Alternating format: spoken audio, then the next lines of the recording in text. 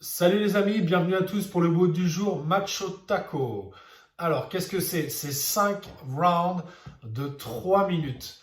Comment ça va se passer? Vous aurez à accomplir pour commencer des double under, 60 double under, puis 20 jumping lunges. Et dans le temps qui vous reste, vous aurez un maximum de tours à faire du complexe Macho Man.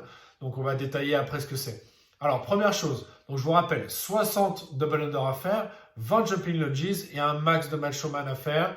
Les double under, si vous n'avez pas de corde à sauter, vous pouvez faire, alors il y a plein d'adaptations, vous regardez dans la description, vous pouvez faire des line ups par exemple, ce qu'on a l'habitude de faire, vous savez, c'est les sauts par-dessus une ligne.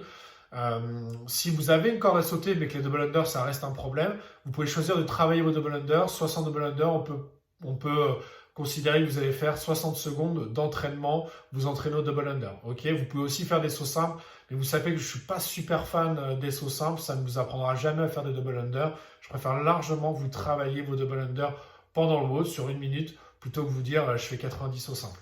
Ok, je vous ai quand même mis cette adaptation de 90 sauts simples. Voilà pour les sauts. Les jumping lunges. Alors, jumping lunges, regardez, c'est simple.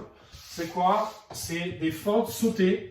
Donc, fente sautée, je pars d'une position de fente ici, là, genou au sol, et je viens sauter, genou au sol, sauter, genou au sol. Alors, il y a plusieurs choses qui sont importantes. La première, c'est d'un point de vue santé, c'est-à-dire c'est de ne pas venir s'écraser au sol, parce que si vous venez vous écraser au sol à chaque fois, vous allez vous faire mal à la rotule. Donc ça, c'est hyper important. D'un point de vue santé, faites attention à ça. Donc, freinez votre descente quand vous descendez sur les fentes.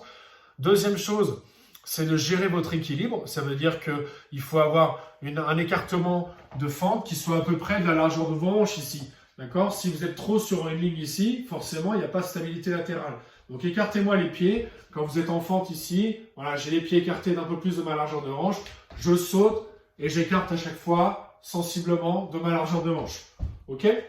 Voilà pour les fentes. Si sauter, faire des fentes sautées, c'est un problème, une des adaptations, c'est tout simplement de faire des fentes donc non sauter, de retirer ce saut qui peut être gênant et vous poser un problème. Ok? Ensuite, le Macho Man, qu'est-ce que c'est? Vous allez avoir besoin d'une charge. Donc, comme d'habitude, si vous avez des haltères, c'est parfait. Vous pouvez utiliser 2 haltères. Si vous n'avez pas d'haltères, vous allez pouvoir utiliser par exemple votre sac à dos. Donc, sac à dos. Je prends mon sac à dos. Un Macho Man, un complexe Macho Man, c'est quoi? C'est 3 power clean, 3 front squat et 3 shoulder to overhead. Donc shoulder to overhead. Alors on va décomposer. On va d'abord parler donc des 3 power clean. Power clean, ce sont des épaulés en puissance. Ça veut dire qu'il n'y a pas de squat quand j'épaule. Donc sur le dernier, je dois forcément faire un clean, un épaulé avant de pouvoir descendre en squat. Ok, donc power clean, ma charge sera au sol, ici. Et là, je vais venir lever ma charge et la monter aux épaules. Ok? Donc pour lever ma charge et monter aux épaules, première chose, c'est mon placement. Ma charge est entre mes jambes, ici. Je vais venir fléchir mes jambes, garder un dos bien droit. J'attrape ma charge. Et là, c'est une extension du corps, pointe de pied vers le haut. Je tire ensuite mes coudes. Je monte, je monte, je monte. Et j'épaule ma charge au niveau des épaules. Ok, j'en ai 3 à faire. Une fois que j'ai fait mes 3, je pars sur les front squats. Donc là, c'est pareil. Je garde mon même écartement de pied. Et je vais venir descendre en front squat. Donc les coudes vers le bas pour maintenir ma charge. Je descends 3 fois.